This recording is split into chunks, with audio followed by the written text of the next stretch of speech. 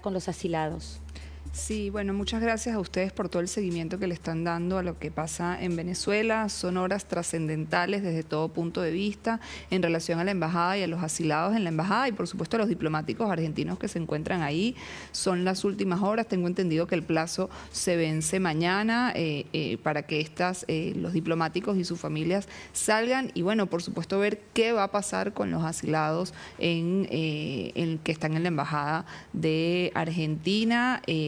Tenemos una gran preocupación en ese sentido. Aspiramos que todos los esfuerzos internacionales que se están haciendo sirvan para poder brindarles protección con algún salvoconducto que, como saben, todavía no se lo ha otorgado el régimen o con la posibilidad de que vayan a alguna otra sede diplomática. Eso por un lado. Por otro lado, tiene que ver con este pedido, bueno, paródico por parte de Maduro de pedir ante el Tribunal Supremo de Justicia y que van a presentar las actas. Bueno, pero el Tribunal Supremo de Justicia es él, el Tribunal Nacional Electoral es él, la Fiscalía General es él, la Asamblea Nacional es él. O sea que, digo, para ubicarnos, ¿no?, en la realidad. Totalmente. Hay algo que pensaba mientras las escuchaba y que tiene que ver con los posicionamientos incluso de la izquierda democrática latinoamericana, que en realidad yo espero a que se mantenga quienes han mostrado el pedido de transparencia, sí, porque lo que yo creo que puede llegar a ser Maduro ahora es ganar más tiempo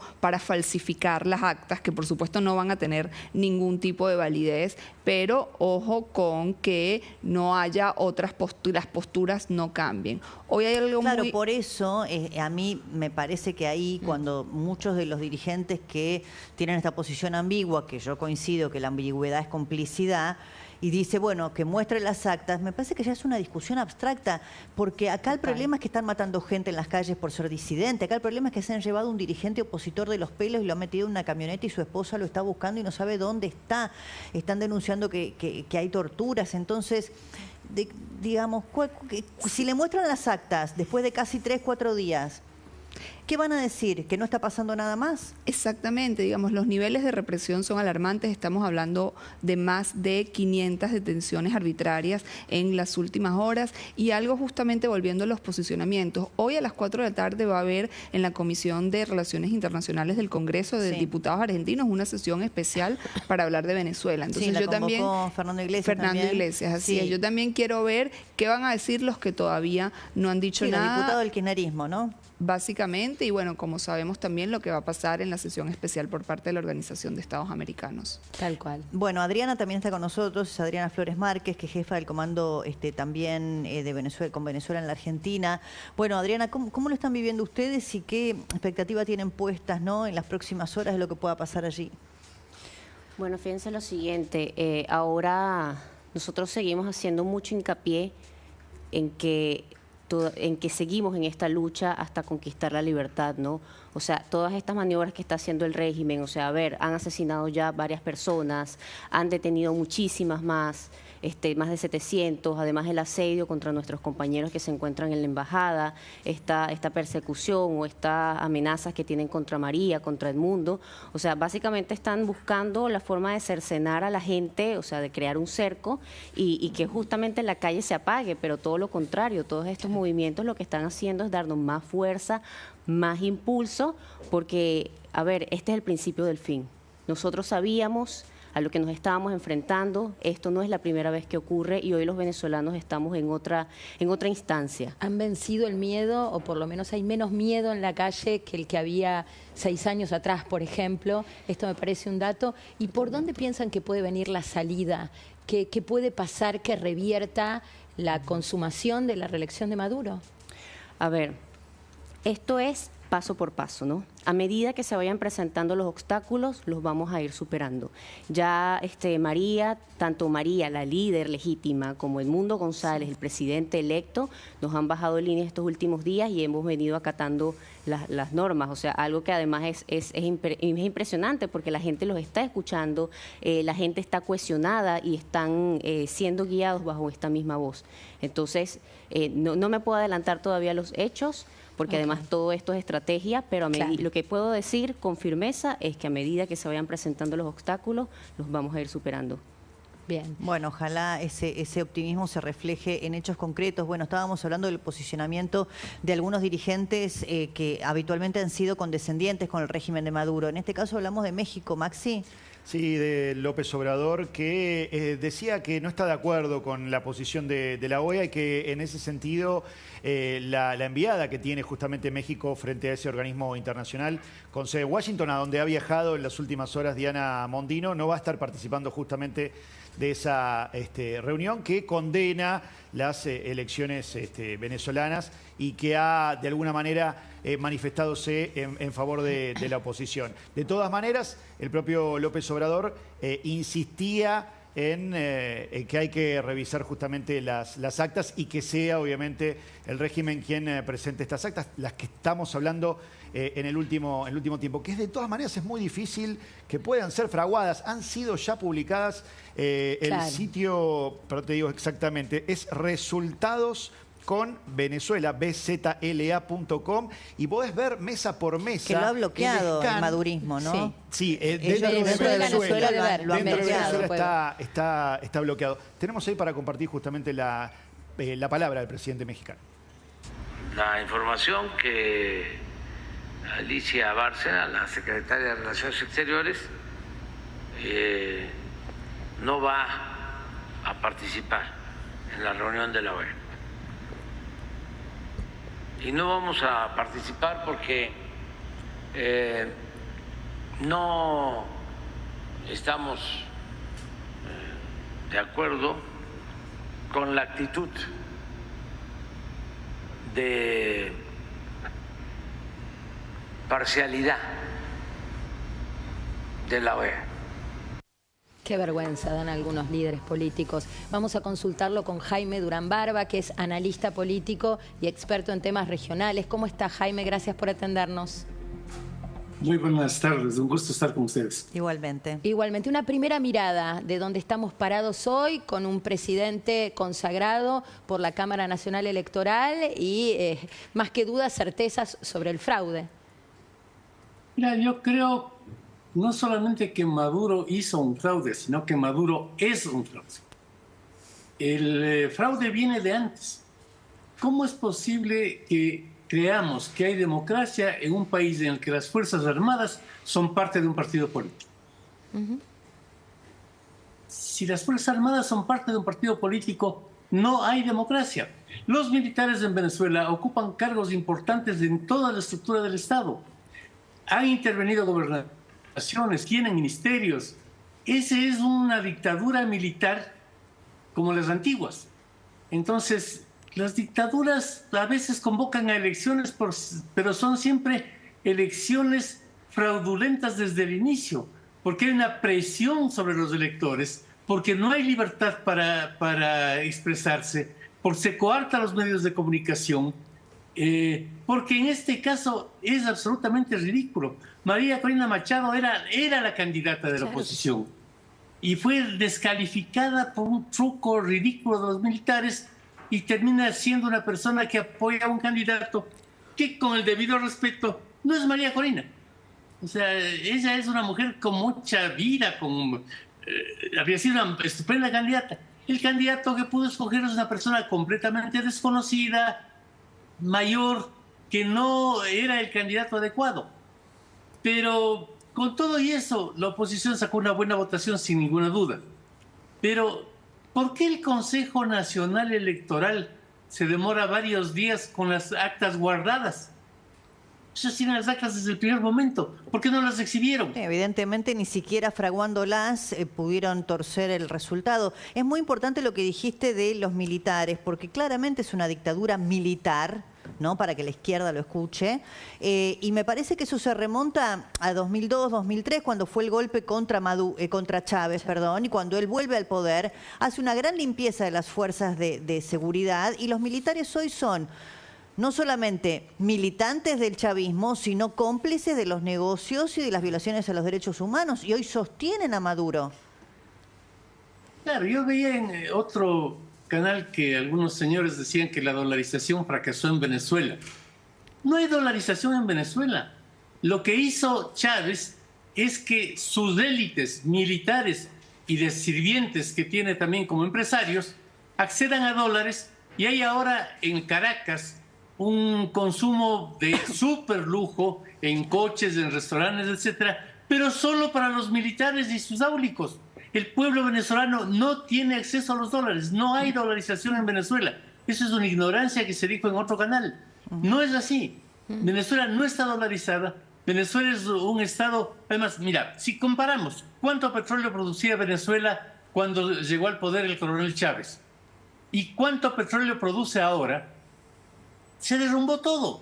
Sí, además Chávez tuvo el barril de petróleo, Jaime, a más de $100. Claro, pero descendía la producción porque los militares votaron a todos los técnicos de las empresas, gente que sabía producir petróleo, para poner a militantes del partido y a militares de bajo rango. Ahora, Que son los ignorantes y que destruyeron la producción del petróleo venezolano. Jaime, te hago una pregunta que es incómoda porque es casi apelar, más allá de a tu olfato de analista, a tu mirada profética, si querés. ¿Esto es cosa juzgada o hay alguna chance para que se revierta la reelección de Maduro? ¿Y por dónde la ves? ¿Por dónde puede venir la fisura del régimen para forzarlo a una dimisión? Mira, yo creo que lo que ha hecho la oposición es muy valiente. Creo que María Corina Machado merece un monumento. Le he visto por la televisión, se va de una moto, excitando a la gente para que proteste. Ha sido una maravilla, pero mientras no se dividan las Fuerzas Armadas, no hay salida en Venezuela. Exacto. Yo siempre trato de hablar con objetividad. Mientras las Fuerzas Armadas en su conjunto sean parte de esta monstruosidad, estamos fritos. Ahora, yo creo que ante tanta protesta y ante la evidente caída de popularidad de Maduro y de su gente, va a haber en las Fuerzas Armadas grupos que terminen dividiéndolas para que sean las Fuerzas Armadas lo que deben ser. Fuerzas Armadas que defienden la democracia, no que defienden a un partido o a un dictador de Morondanga como es Maduro. Sí, sí, por eso la figura de Padrino López, el jefe del ejército, y de Diosdado Cabello también, son figuras muy relevantes las que hay que mirar, además de Maduro. Ahora, respecto de la movilización popular, ¿no? Porque algunos dicen, bueno, hay dos alternativas. Una, esta que vos decís, que se quiebre el ejército que sostiene a Maduro, o que le ofrezcan a Maduro algún nivel de impunidad, a Maduro y sus secuaces, o que la gente siga movilizada en las calles, a gente que ha perdido el miedo. Pero al mismo tiempo tenemos reportados más de 15 muertos ya. Entonces es pedir mucho, ¿no? Sí, a mí me parece espantoso. Son muertos, son desaparecidos, son presos, son violaciones evidentes a los derechos humanos, apresamiento de líderes. No me extrañaría que tomen presa también a María Corina cualquier rato. Esos atropellos a uno le indignan. Conversaba con un político argentino hoy de mañana que también estaba indignado y me decía, tengo ganas de ir.